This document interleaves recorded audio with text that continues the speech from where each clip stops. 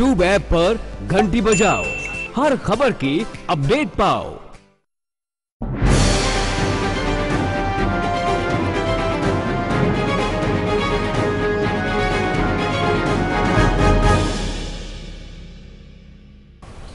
आज हमारे city news की टीम गोपालगंज के सुदूर इलाकों में, ग्रामीण क्षेत्रों में, देहाती क्षेत्रों में निकली हुई है। गोपालगंज लोकसभा क्षेत्र काफ़ी विशाल क्षेत्र माना जाता है। यहाँ के लोगों का क्या रुझान है, 2019 का महापर्व ये लोग मना रहे हैं। आइए जानते हैं इनसे आम मतदाताओं का, आम लोगों का, आम ग्रामीणों की क्या समस्या है, आखिर वो किन मुद्दों पर इस बार का वोट करेंगे, किस तरह के कैंडिडेट का ये चुनाव करना चाहते हैं, देश में किसे प्रधानमंत्री देखना चाहते हैं। आइए इन लोगों से सीधे बात करते हैं। क्या नाम हुआ आपका? उमेश पांडे। कहाँ घर है आपका? सलेमपुर में। सलेमपुर। प्रखंड कौन सा पड़ता है ये? बरौली। बरौली। आपको पता है कि 12 मई को आपके यहाँ चुनाव होने वाला है, वोटिंग होने वाला है? जी हाँ। किस आधार पे इस बार आप लोग वोटिंग करेंगे, किसे आप लोग चुनना चाहते हैं और क्यों चुनना चाहते हैं? देखिए, हम लोग तो अपना लोकल नेता को का चुनाव कर रहे हैं, ताकि वो आज पहली बार है कि हमारे यहाँ बरौली प्रखंड से कोई बड़ा दल का कोई टिकट लेकर आया है। वो लाया है सुरेंद्र राम उर्फ महान जी, जो हमारे बरौली प्रखंड के प्रमुख पति हैं। और हम बीडी से हैं, तो इसलिए वो हमारे अपने परिवार के हुए। तो हम लोग का तो व्यक्ति विशेष का चुनाव रहा जी। किन मुद्दों पे आप चुनेंगे ये बताइए। ताकि आज तक जितने भी लोग बाहर ही आए हैं, चुनाव जीत जाते हैं, उसके बाद गोपालगंज से पूरब की तरफ कोई ध्यान ही नहीं देता है। आज तक नहीं कोई यहाँ पर सांसद मत से काम हुआ है, और नहीं यहाँ पर कोई आया है। यहाँ पे जहाँ हम खड़े हैं, ये कौन सा मठ है? इतना बड़ा मठ दिख रहा है। सलेमपुर बड़ा मठ है। अच्छा, तो काफ़ी खंडहर जर्जर है, काफ़ी पुराना मठ दिख रहा है। कभी इसका जीर्णोद्वार किसी नेता ने, किसी ने कराने का प्रयास नहीं किया? नहीं, कभी किसी ने नहीं किया। यहाँ पे सिर्फ धर्म के नाम पे राजनीति की जाती है, धर्म का विकास नहीं किया जाता है। आप ये बोल रहे हैं कि आपका वोट तो धर्म के नाम पे ले लिया जाता है, लेकिन धर्म के नाम पे और फायदा उससे दूसरे उठाते हैं। विकास को सो दूर है। हाँ, विकास को सो दूर है। यहाँ पे आप देख ही रहे हैं, यहाँ की जो कंडीशन है, इतनी पुरानी मठ है। यहाँ पे बहुत सारी मतलब पुराणिक वस्तुएं हैं जिनका मतलब बहुत जरूरी तरीके से उसका मतलब जीर्णोद्धार करना चाहिए या उसके रख रखाव करना चाहिए, लेकिन यहाँ पे वैसी कोई सुविधा नहीं है। बगल में मस्जिद है, यहाँ पे कौमी एकता का एक प्रतीक भी है। यहाँ के मुखिया हनीफ साहब हैं, जो यहाँ पे बढ़ चढ़ के पार्टिसिपेट करते हैं यहाँ पे सभी कार्यक्रमों में। हाँ, हर कार्यक्रमों में। चलिए, आप यहाँ के मतदाता हैं गोपालगंज के, किस तरह की समस्या है आपके क्षेत्र में? सर, समस्या हमारे यहाँ की ये है कि अभी तक जो भी यहाँ पे नेता आए हुए हैं या सरकार किसी के भी केंद्र में बना है या राज्य में बना है, 75 के बाद यहाँ से लोग लिए हैं, दिए नहीं है यहाँ पे कुछ भी। पहले सलेमपुर गांव बिजनेस हब हुआ करता था, तो सलेमपुर टू छपरा रोड हुआ करता था। इसको रोड को ले लिए वो लोग, मोहम्मदपुर टू छपरा कर दिए, इसे यहाँ पे बंद कर दिए। यहाँ की ज़मीन की रजिस्ट्री बंद कर दी है। पहले यहाँ पे पुलिस चौकी हुआ करता था, वो भी ले लिए। पहले यहाँ पे उत्तर ग्रामीण बैंक हुआ करता था, वो भी ले लिए। यानी कि आज के डेट में यहाँ पे कुछ भी नहीं रहा। ज़मीन की रजिस्ट्री भी नहीं हो रही है, ना ही कोई भी यहाँ पे किसान के कोई भी किसी प्रकार की सब्सिडी मिलने वाला है वो नहीं मिलेगा। इसलिए हम 12 तारीख को, हमारे बहुत सारे टीम भी है। कभी आपकी समस्याओं को कभी मीडिया ने हाईलाइट करने का प्रयास नहीं किया क्या? कोई कभी आया यहाँ से आपकी समस्याओं को देखने सुनने के लिए? इलेक्ट्रॉनिक मीडिया नहीं पहुँचा है कभी? नहीं पहुँचा हमारे यहाँ। बाकी समस्याएं, बांध उंध यहाँ पे काफ़ी करीब है, बाढ़ ग्रस्त क्षेत्र है आप लोगों का, बाढ़ आ जाता है, आप लोग कहाँ जाते हैं, क्या करते हैं? इसमें आला अधिकारी से लेकर नेता तक की सबकी मिली भगत रहती है, ताकि बांध रिपेयरिंग, बाढ़ आ जाए, ये आला अधिकारियों की मिली भगत से होती है। कैसे? क्योंकि मिट्टीकरण के नाम पे धंधा होता है। अभी भी आज के डेट में भी रिपेयरिंग हो रहा है, आप जाके देख सकते हैं कि कैसे रिपेयरिंग हो रहा है। वो रिपेयरिंग के नाम पे मिट्टी की मात्र छिड़काव करते हैं, जिसका चैलेंज मैंने 2014 मई में किया था, जिसका रिपोर्ट मेरे को 8 दिसंबर 2015 में मिला कि मिट्टीकरण का काम जो हो रहा है, इसके जांच के लिए प्रतिवेदन भेजा गया, लेकिन अभी तक जांच नहीं है। और 15 अगस्त 2017 में रात को बांध टूट गया।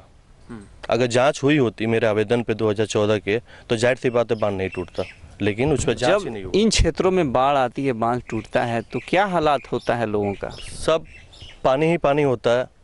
और यहाँ पे सिवान से, गोपालगंज से, मोतिहारी से। सारे लोग यहाँ से जब पलायन कर जाते होंगे ज़्यादातर? 80% लोग।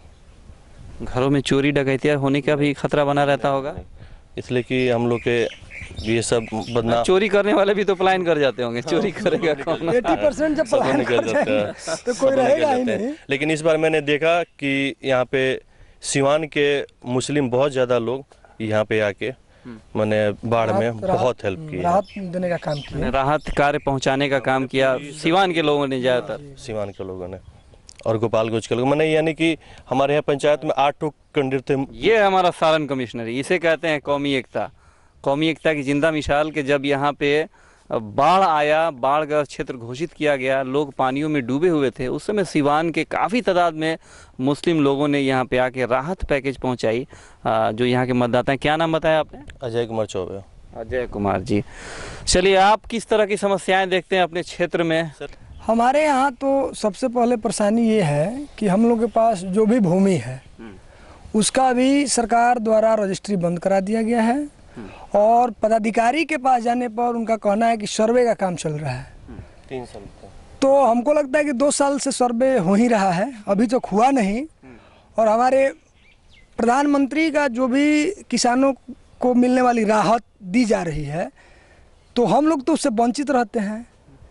तो आपसे हम आपके माध्यम से ये उन लोगों को संदेश देना चाह रहे हैं कि हम लोगों को बेनिफिट यहाँ क्या है। एक तो सर्वे नहीं हुआ, दूसरा है कि अगर कल के डेट में हमारे यहाँ शादी हुआ या किसी प्रकार की कोई बीमारी हो गई तो हम ज़मीन को भी गिरवी रखते हैं तो कोई लेने के लिए तैयार नहीं है। तो ये सब मुद्दा जो है, इन मुद्दों पर किसी पार्टी या कोई राजनेता, वह पंचायत का हो या जिला का हो या राज्य का हो या केंद्र का हो, किसी का ध्यान नहीं है। तो यहाँ की ज़मीन की रजिस्ट्री क्यों बंद हो गई? क्योंकि सर जिस तरह मोदी जी ने नोट बंद कर दिया, नोट छपवाए नहीं थे, पहले नोट छपवाना चाहिए ना, फिर नोट बंद करना चाहिए। बुलेट ट्रेन निकाल देंगे, पटरी बिछाएंगे ही नहीं। तो इसका सर्वे आप करा रहे हैं तो पहले सर्वे कराना चाहिए, तब न इसको बंद करना चाहिए। पहले रजिस्ट्री बंद कर दिया, बुलेट ट्रेन निकाल देंगे, पटरी नहीं है, बहुत अच्छी बात। हाँ। दूसरी बात कि सर केंद्र में कोई भी आए, हमें उससे फ़र्क नहीं पड़ने वाला है। कोई भी आएगा वो अपना ही रोटी सेकेगा, कभी हिंदू की राजनीति होगी तो कभी दलित। कुछ लोग पाकिस्तान को हराने के नाम पे वोट मांग रहे हैं। हाँ बिल्कुल सही बात कर रहे हैं, लेकिन वो गलत कर रहे हैं। और उसमें अगर जो युवा बह के जा रहे हैं, आपको लगता है कि ये सब जनता को बेवकूफ़ बनाने वाली बातें हैं? 100%। ये तो आप चाहे तो जनकराम जी से पूछ सकते हैं, मेरे उनसे बात हुई है, आलोक कुमार जी से बात हुई है, मिथिलेश तिवारी जी से भी बात हुई है मेरे इस पे। तो लोग कितना हमारे क्षेत्र में सही रहते हैं, खूब करते हैं। तो स्कूल में एक चौतरा दे देते हैं। अच्छा पंडित जी, ये बताइए कि क्या पाकिस्तान की इतनी औकात है कि हिंदुस्तान पे आके कब्जा करे? इतना हिमाकत कर सकता है क्या वो? नहीं, कैसे कर सकता है? मान लीजिए हमारे देश का नेता ठीक रहेगा तो उसका हिम्मत कैसा है कि हमारे देश पर आक्रमण करे? अरे हमारा फौज तो इतना है कि थूक देगा तो पाकिस्तान बह जाएगा। वही तो सर गलत कर रहे हैं, हमारा देश मजबूत नहीं है सर। अगर मजबूत होता, मोदी जी के 56 इंच का सीना होता तो पिछले 70 साल में जो 5 साल में जितना अभी फौज मरे हैं, मेरे ख्याल से कभी 65 साल में नहीं मरे होंगे। कहाँ से सीना चौड़ा आपका? अब 2 दिन के लिए हमें दे दो आप बॉर्डर, सिर्फ बॉर्डर दे दो। सीना भी फर्जी है। सीना भी फर्जी है। आप 72 साल की उम्र में क्या आप दिखाओगे फौज? आपको लगता है कि सरकार में फौज को भी कमजोर करने का प्रयास किया गया है? बिल्कुल सर। कोई नहीं है। आपको क्या लग रहा है? आइए, आप बुजुर्ग मतदाता हैं, किस आधार पे आप इस बार वोटिंग करिएगा? हमारे एरिया पे हम लोग अब इलेक्शन में वोट देंगे इसलिए कि जनक राम जी आए बहुत कुछ कह के गए, फिर दोबारा अइबे नहीं किए। भाजपा का बहुत दिन से भाजपा का ये सीट रहा, लेकिन कोई नेता जब इलेक्शन से जीत के गया फिर दोबारा नहीं आया। उस समय तो खुशी हुई, एक उत्साह जगह होगा कि कोई आएगा और हमारा उद्धार करेगा। हो सकता है कि हम देखें कि नया आदमी है, नया आए, उद्धार करेंगे, यहाँ विकास करेंगे। सपना टूट गया। अब देख रहे हैं कि भाई अब हम लोग कि अब डॉक्टर साहब हैं और महान जी हैं, दोनों आदमी। तो हमारे एरिया का जो महान जी हैं, महान जी भी अच्छे आदमी हैं और हम लोग उनसे नज़दीक में हैं। चलिए, आप क्या कहेंगे और क्या क्या समस्याएं आपको दिखता है? आप लोग यहाँ राजनीति भी करते हैं, क्या समस्याएं खास तौर पे और हैं इस दियारा क्षेत्र में? दियारा क्षेत्र में तो सबसे पहले वो जो बाबा अजय जी बता चुके हैं, जो सर्वेक्षित जगह है, यहाँ सरकारी कोई अनुदान मिल नहीं रहा है। तो सबसे विकट समस्या तो ये है, न यहाँ का ज़मीन बिक रहा है और न ही कोई गिरवी रख रहा है। तो विकट समस्या तो यही है। इसको जो भी हम लोगों का नेता होगा आगे उठाएगा, इस समस्या का निदान करेगा। तो सर्वे क्यों नहीं हुआ इन सारी ज़मीनों का? अनसर्वेड ज़मीन है तो देखिए यहाँ यानी कि इन सारे क्षेत्रों को एक तौर पे देखा जाए तो सरकार अधिग्रहण भी कर सकता है, इसका कहने का अर्थ है? उनका तो यही कहना है कि नदी का छाड़न जमीन असर्वेक्षित मौजा इस सरकारी भूमि है। जब सरकारी भूमि है तो हम लोग किस आधार पर यहाँ रेंट देते हैं, कैसे हम लोग यहाँ निवास कर रहे हैं, हम लोग के पूर्वज लगान कैसे देते हैं? लगान कैसे देते हैं जब अनसर्वेड है, जब हम लोग का भूमि नहीं है तो कैसे हम लोग बेचते थे। अच्छा, कितना गांव होगा इस पूरे एरिया में? गांव तो मान लीजिए यहाँ से लेकर गंडक के किनारे वहाँ पटना तक सैकड़ों गांव होगा। हाँ, सैकड़ों गांव है। सरकार वोट तो लेती है, वोट लेती है, लेकिन इस सब का निदान है। जैसे कि प्रधानमंत्री किसान सम्मान निधि योजना हुआ, इससे हम लोग वंचित हो रहे हैं। आवेदन तो कर दिए हैं, लेकिन इसका जांच पड़ताल नहीं हो रहा है। सरकार का दावा है किसान को लाभ पहुंचाना। आप क्या कहेंगे? चुनाव होने वाला है, आपको आपके यहाँ पता है आपको? जी सर। कब होने वाला है? 12 मई को। क्या मुद्दा देखते हैं इस चुनाव में? हम लोग सर 5 साल जो देखे हैं उसके ठीक उल्टा करेंगे। क्या देखे हैं 5 साल में? 5 साल में जो कह कर गए जनक भैया, उसको कोई हम लोग का सब मैंने सुविधा नहीं मिला। क्या क्या बोले थे? कुछ वादा याद आ रहा है उनका? वो तो बोले थे कि हम स्वर्ग बनवा देंगे, लेकिन यहाँ टूटाई पलानी तक नहीं बनवाए। वादे पे तेरे मारा गया बंदा में सीधा साधा। आप क्या कहेंगे? क्या समस्याएं आपके क्षेत्र में? समस्याएं तो बहुत है। अगर देखिए तो नेताओं का क्या है, यहाँ पर नेता जो हैं वो जनता को अपने वो मदारी का जो है बंदर बना देते हैं। तो सिंपल सा अर्थ यही है कि जो भी नेता है ज़मीनी स्तर पे आए और अच्छा से काम करे।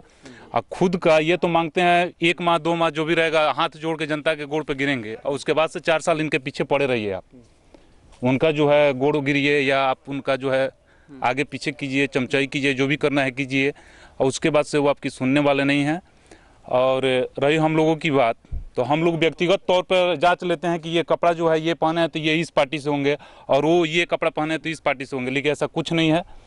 कपड़ों की बात अपने जगह पे है, और जो भी नेता है रंगों से भेदभाव किया जाता है। हाँ, रंगों से भेदभाव किया जाता है। जो भी नेता है अच्छा से आए, वो महान जी हो या कोई भी हो, आए। आपको लगता है कुछ दिन में सब्जियां भी बढ़ जाएंगी? हाँ, तो ये सब तो बढ़ ही रहा है रंग के आधार पे। आप देख ही रहे हैं, बढ़ ही रहा है।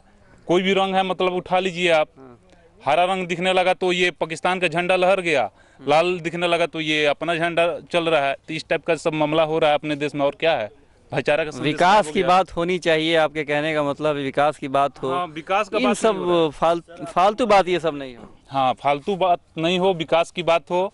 और ज़मीनी स्तर पर आकर जो है हर एक पंचायत के लेवल पर जा कर के बच्चों का भविष्य के बारे में सोचा जाए कि कैसे यहाँ पर बाहरी सिस्टम का जो है एजुकेशन है, क्वालिफिकेशन है, उसको यहाँ पर इस्टेब्लिश किया जाए। इन सब चीज़ों को पढ़ाया जाए, दिखाया जाए हम लोग क्या थे, हमारे पूर्वज क्या थे। ये सारी चीज़ें नहीं हो रही है यहाँ पर। ये है यहाँ के दियारा के लोगों की सोच। आप कुछ और बोलना चाह रहे थे? सर, आपके माध्यम से और कहना चाहूँगा कि जो सरकार दावा ठोकती है कि एजुकेशन और स्वास्थ्य सर जो 0 है। हमारे यहाँ तकरीबन 5-6 पंचायत होगा, यहाँ पे एक हाई स्कूल है, वो भी अनुदान राशि पे है। पिछले 2012 में अनुदान राशि मिला था, अभी तक अनुदान राशि नहीं मिला है। बैकुंठपुर विधानसभा क्षेत्र में 43 ठो पंचायत है। 43 ठो पंचायत में मात्र 9 ठो हाई स्कूल है, और 9 ठो हाई स्कूल में 3 ठो सरकारी है और 6 ठो अनुदान राशि है। यानी एक लड़की को जाके आज के डेट में भी 7 से 8 किलोमीटर का दूरी साइकिल से चला के जाने पड़ते हैं पढ़ने के लिए। वो भी वहाँ पर कोई भी ढंग की टीचर नहीं है, क्योंकि वहाँ पर उनको ऐसे में लड़कियों के लिए छेड़खानी वगैरह का भी घटना होने का डर बना रहता होगा जब इतना लंबा सफर अकेले में करना पड़े तो। बिल्कुल सही बात है सर, लेकिन ये बिल्कुल खोखला है शिक्षा। और आप एमडीएम का हाल जानते ही हैं, मास्टरों के घर के चौका पान सिगरेट सब चलता है। दूसरी बात सर कि हमारे यहाँ हॉस्पिटल हर साल में, दियारा क्षेत्र साल में 2-3 लोग पंचायत में, इस एरिया में हर पंचायत से 2-3 लोग सांप-कटी से मर जाते हैं, क्योंकि सर वहाँ पे कोई उसका सुविधा नहीं इलाज के लिए। और सुविधा भी है तो हॉस्पिटल के सर, तो आप देख सकते हैं कि सुविधा है यहाँ पे। 2015 में एक औरत ने इलाज कराई थी बच्चेदानी का, और आज पिछले 2 महीने से वो प्रेग्नेंट है। देख सकते हैं सर। इलाज के नाम पे भी धोखा। और मैं इसलिए कह रहा हूँ कि सर एनडीए प्रत्याशी जो आलोक कुमार जी हैं वो भी पहले सदर हॉस्पिटल में थे और 300 रुपये लेते थे प्रैक्टिस के नाम पे भी फीस लेते थे। इसीलिए बात को मैं कह रहा हूँ कि क्या हम आगे उनसे उम्मीद कर सकते हैं कि सर आगे क्या वो 600 कर। सरकारी डॉक्टरों का ये हाल है। ये हाल है। केस करना चाहिए था, क्यों नहीं एफआईआर हुआ? सर आज भी आप देख सकते हैं लॉगिन करके तो जो डॉक्टर मर गए या रिटायर हो गए आज भी उनका नाम शो हो रहा है कि वो इलाज कर रहे हैं पीएमसीएच में, आप देख सकते हैं। हो सकता है उनके नाम पे कुछ लोग पेमेंट भी उठा रहे होंगे। ये नीतीश कुमार जी दिखा रहे हैं कि हमारे पास इतना डॉक्टर अवेलेबल है, लेकिन वहाँ पे पहले वो मर गए, लाश जल गया। अवेलेबल डॉक्टर जाएंगे हॉस्पिटल में तो आपको मालूम चलेगा डॉक्टर साहब वो मर गए हैं या रिटायर हो गए हैं। ये सुविधा है हमारे यहाँ के एजुकेशन की और स्वास्थ्य की, जिसके दवा टोकते। किस दुनिया में रह रहे हैं आप लोग? इतनी समस्याएं, इतना विकट समस्या। अब तो देखिए रहे हैं कि दियरा क्षेत्र है, तो दियरा क्षेत्र हमेशा उपेक्षित रहता है। आप तो भली भांति जानते हैं, तो यहाँ के नेता लोग भी हम लोग को उपेक्षित किया है। सरकारी तंत्र से हम लोग अलग थलग है हैं। क्या मन बनाया है आप लोगों ने इस बार? गोपालगंज का निर्माण कैसा होना चाहिए? जिससे चौमुखी विकास हो, यही तो हम लोग चाहेंगे। तो एक तरफ दो धुरी की लड़ाई भी चल रही है, कुछ लोग मोदी जी की बात कर रहा है, कुछ लोग राहुल जी की बात कर रहा है। अपने यहाँ क्षेत्रीय पार्टियों का दबदबा है, तेजस्वी यादव हैं, दूसरी तरफ नीतीश कुमार है। क्या लग रहा है आपको? सर हम तो नोटा दबाएंगे और लोगों को जागरूक भी ये तो अपना अपना व्यक्ति विशेष की बात है, वो तो समय पर कौन किस पे भारी है। अब तो अभी क्या हम लोग बताएं, लंबा चौड़ा क्षेत्र है। चलिए, के मुखिया जी भी यहाँ पे मौजूद है। यहाँ इस पंचायत के मुखिया जी हैं। कभी नीतीश कुमार जी का डीएनए खराब हुआ करता था, मोदी जी ने बिहार में आके कहा कि नीतीश जी का डीएनए खराब हो गया है, फिर डीएनए मैच कर गया है। क्या लग रहा है? हम लोग के लिए अभी बिहार के मुखिया अभी हम लोग 19 तारीख को अपना डिसीजन लेंगे कि यहाँ हाई समस्याएं क्या देखते हैं आप अपनी पंचायत? हमारे यहाँ हाई स्कूल के टीचर सब मारे फिरता है, कोई नेता पूछने नहीं आया। हमारे यहाँ 7 मंठ है और यहाँ कोई मंठ के बारे में आज तक कोई नेता नहीं पूछा, कोई विधायक नहीं सोचता है कि हम इसका छरदुआरी घेरवा दें। तो हम लोग तो मुखिया हैं, अभी हम लोग को 19 तारीख का। लेकिन नेताजी लोग वादा करके तो जाता होगा ना? जाता है, लेकिन कोई काम नहीं। हमारे एक बड़ा मंठ है, खंजड़ हो रहा है। राम प्रवेश मंत्री थे तो बोले कि हम उस मंदिर को हम जीर्णोद्धार करा रहे हैं, आज तक नहीं हुआ। उनका जीर्णोद्धार हुआ कि नहीं? तो उनका जीर्णोद्धार पब्लिक कर दिया। हाँ, अच्छा। उसके बाद हम लोग 19 तारीख को बिहार मुखिया संघ का बैठक है, उसमें हम ना अपना निर्णय लेंगे कि हम लोग क्या करेंगे। अभी हमारे यहाँ विकट समस्या है कि हमारे यहाँ का हाई स्कूल का आपने जो भी नाम अभी गिनाया वो एनडीए के या तो विधायक रहे या मंत्री रहे हैं। आपके कहने का मतलब जो भी इस तरह के बात यह है कि हमारे यहाँ कोई मंठ घेरवावे, मंठ में कोई काम करे, हाई स्कूल को कुछ अनुदान कई साल से टीचर लोग अपना घर से खा के जा रहा है, वो अनुदान दिलवावे, हाई स्कूल पर ध्यान दे। हम लोग वोट उसको के देंगे। मोदी जी से खुश हैं आप? हम लोग कैसे खुश रहे हैं किसी से, जब हम लोग के अनुदान का राशि नहीं है और सर्वे जमीन घोषित है? बोलिए, हम लोग के यहाँ खेत रजिस्ट्री नहीं हो रहा है, पब्लिक का बेटी बहन का शादी रुका हुआ है। खेतवा बेचिएगा तो नहीं बिकेगा अब ना, कैसे बिकेगा? कोई लिखा नहीं वाला नहीं है तो भूखे मरेंगे। काम कैसे चलेगा? कैसे चलेगा? वही जैसा चलता है वैसा चलेगा। जिए जा रहे हैं। तब दियारा क्षेत्र चौबे जी बोले हैं बांध के बारे में, बांध का तो पैसा लूटा जा रहा है। तो इस पे कंप्लेन नहीं करते हैं आप लोग के बांध में जो निर्माण कार्य हो रहा है? तो इसको लेके जिला अधिकारी से, गृह सचिव में भी जाके, ऊपरी मुख्यमंत्री से इस तरह का सोचा नहीं आप लोगों ने? इस तरह कंप्लेन करे क्यों इतना घोटाला हो रहा है? हमारे यहाँ विधायक जी हैं अभी मिथिलेश बाबा का हमारा वोट का छरदवाली घेरवा दें और जहाँ कहेंगे तो हम लोग वोट दे देंगे। हमारे हाई स्कूल में अनुदान दिलवा दें, जहाँ कहेंगे तो हम एक मंदिर के 4 दीवारी पे बिक जाएंगे आप लोग, हो गया विकास। ये धर्म का काम है, वही तो हजारों समस्याएं यहाँ पे लोगों ने गिनवाया। हाँ, तो वो है ना, कहते हैं कि जो है ये हमारे यहाँ सर्वे है, इसको सर्वे करावे। समस्याएं हैं, खेत हमारे यहाँ रजिस्ट्री, समस्याएं सारी दूर होनी चाहिए। हाँ, तो हम लोग पब्लिक है, सारी दूर होना चाहिए, सारी दूर होनी चाहिए। हम लोग को कोई पार्टी पोस्ट, हम लोग यहाँ विकास होना चाहिए। 2014 में नीतीश जी बोले थे कि हर पंचायत में हाई स्कूल होगा। 2014 बोले, क्या बोले थे नीतीश जी? हर पंचायत में 2014 बोले थे कि हर पंचायत में हाई स्कूल होगा। हो गया। लेकिन 43 तो पंचायत है बैकुंठपुर विधानसभा में, मैं गोपालगंज की नहीं जानता हूँ, 9 तो हाई स्कूल है। और पहले ही बोला 3 तो सरकारी और 6 तो अनुदान राशि, और 3 तो में जो हाई स्कूल में जो हेडमास्टर हैं, वो वहाँ पे हेडमास्टर नहीं है, क्या बोलते हैं उनको, प्रभारी है। मिला के 32-34 पंचायत बाकी है अभी। हाँ, तो ये हमारे एक ऐसी शिक्षा है। सर एक बात और हम कहेंगे यहाँ के मुखिया के नाते, यहाँ PW का जो नाला है, उस नाला को PW निर्माण नहीं कराता है और झूठों का पिच काट करके झूठों को पुलिया बना रहा है, तो उसका पानी निकलेगा कैसे? जब तक वो नाला नहीं बनेगा तब तक वो पानी निकलेगा कैसे? और वो मुखिया का फंड का चीज नहीं है, इसलिए मुखिया उसमें हाथ नहीं लगाता है। वो PWD का चीज है, PWD पुलिया बनवा रहा है, नाला नहीं साफ करा रहा है। बहुत सारे मुखिया लोगों का फंड काट के BDC को दे दिया गया है। वो तो आप लोग नाराज भी चल रहे हैं? नहीं नहीं, हम लोग कोई नाराज नहीं है, वो तो भी हमारा ही परिवार का है BDC, इसलिए हम लोग का कोई दिक्कत नहीं। बहुत लोग धरना प्रदर्शन कर रहा है। नहीं, वो धरना प्रदर्शन नहीं है, हम लोग को 19 तारीख का अपना धरना प्रदर्शन नहीं, मतलब देखिए ये कंपटीशन की भावना अच्छी है कि हम विकास करेंगे, लेकिन विकास धरातल पे भी होना चाहिए। जी, ये सब हमारे यहाँ समिति वार्ड सब मिलके धरातल पर विकास करते हैं, इसके लिए मुखिया को हम लोग को कोई दुख नहीं है जी, कोई आपत्ति नहीं। 100 बात का एक बात है सर, आप जान लीजिए कि गोपालगंज जिला के लिए जो है कभी भी लकी साबित हुआ है कांग्रेस और RJD, ये दो पार्टी गोपालगंज जिले पर जब भी सत्ता में आई है तो विकास की है जमीनी लेवल पर, यह हकीकत है। और बाकी जो पार्टियां आप उनका उठाकर देख लीजिए, आप कांग्रेस के राज में जाइए, उधर जो आपके नगीना राय साहब थे उनका देखिए आप विकास जाकर बोले, उनका आज भी मतलब घर घर बोलता है। और उनका लेवल, आप उनका लेवल को हटाइए तो आप साधु जादू जी के लेवल पर आइए, इनका विकास देखिए। जो भी यहाँ पे एक पंडित जी हैं, पंडित जी कुछ लोग हर हर मोदी घर घर मोदी कह रहा है, आपको क्या लग रहा है? सबसे पहले मैं राम प्रवेश राय जी के बारे में बताना चाहता हूँ कि वो BJP के एक पूर्व विधायक जो हिंदू धर्म के नाम पे वोट मांगने वाले हैं। सेलमपुर बड़ा मठ का कुछ ज़मीन उनके गांव में कोयनी में है, जिसको विवाद में डालने में सबसे बड़ा भूमिका उन्हीं का है, आपका पूर्व विधायक राम प्रवेश राय जी का। केवल ये समाज को दिखाते हैं कि हम हिंदू धर्म से बहुत विशेष लगाव रखते हैं, परंतु उनका काम जितना भी है हिंदू धर्म से अलग है। कैसे अलग है? अब आपको यही प्रमाण दे रहे हैं कि हमारे 12 बीघा जमीन कोयनी में उनके गांव में, जिसको किसका कब्जा है? राम प्रवेश राय जी बहुत लोग से कैप्चर करवा दिए हैं। तो धार्मिक जमीनों और धार्मिक स्थलों में भी नेता लूटपाट करने में नहीं चूक रहे हैं? जी नहीं, केवल धर्म के नाम पे वोट मांगते हैं। काम इस बार तो आप लोगों का मौका आया है वोट देने का, क्या करेंगे आप लोग? जरूर जवाब दिया जाएगा।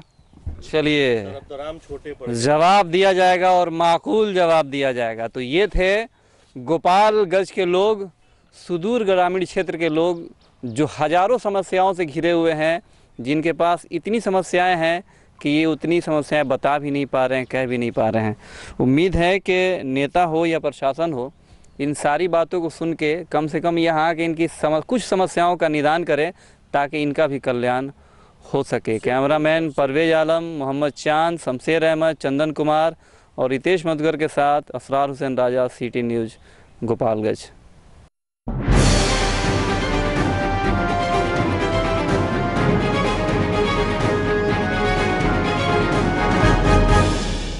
Hotel Satyam international, a family restaurant and banquet hall. अब आपके अपने शहर सिवान में खुल गया मशहूर सत्यम इंटरनेशनल होटल।